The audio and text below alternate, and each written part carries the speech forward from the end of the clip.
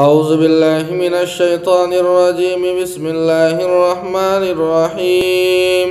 إنما التوبة على الله للذين يعملون السوء بجهالة ثم يتوبون من قريب فأولئك يتوب الله عليهم وكان الله عليما حكيما.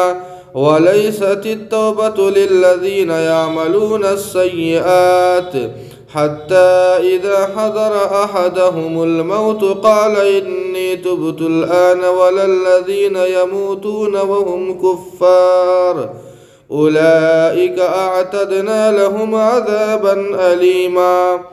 اللہ تعالیٰ کے ذمے ان لوگوں کی توبہ قبول کرنا ہے جو نادانی سے برائی کر گزر جاتے ہیں پھر جلد ہی توبہ بھی کر لیتے ہیں تو اللہ تعالیٰ ان کی توبہ قبول فرما لیتے ہیں اور اللہ تعالیٰ جاننے والے اور حکمت والے ہیں.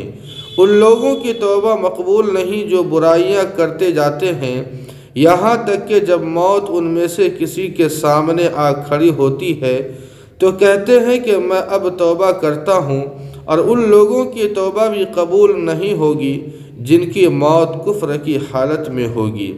ہم نے ان کے لیے دردناک عذاب تیار کر رکھا ہے.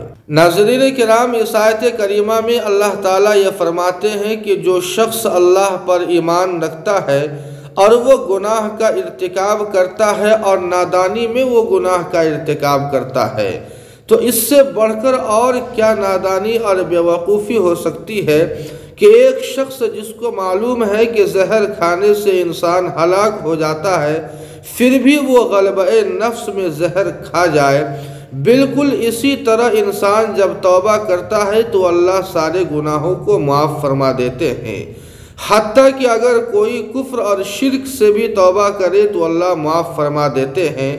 بالکل یہی حال ان گناہوں کا ہے جو بندوں سے متعلق ہے.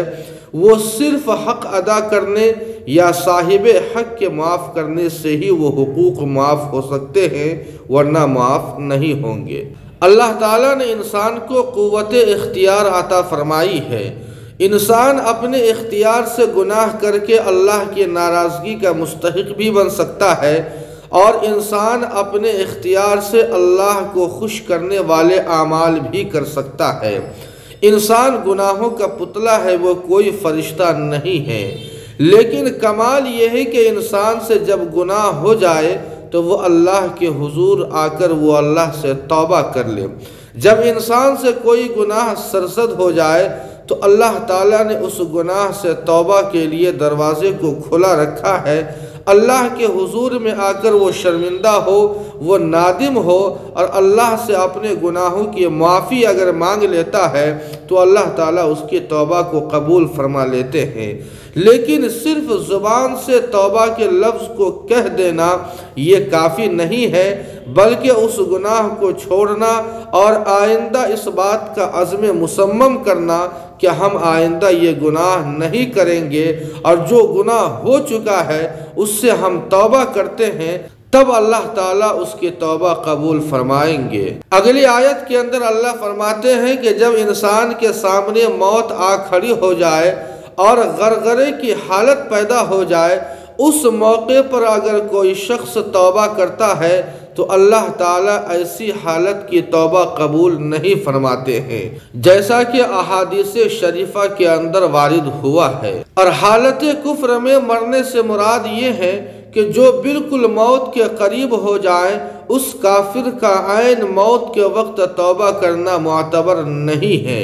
یا یہ کہ کافر اگر آخرت میں اپنے کفر سے توبہ کر لے تو اللہ تعالیٰ اس کی توبہ کو قبول نہیں فرمائیں گے، اس لیے کہ آخرت یہ عمل کی جگہ نہیں ہے بلکہ وہ سزا اور جزا کی جگہ ہے. اللہ پاک ہم سبوں کو اپنے گناہوں سے توبہ کرنے کی توفیق عطا فرمائے. وما علینا الا البلاغ.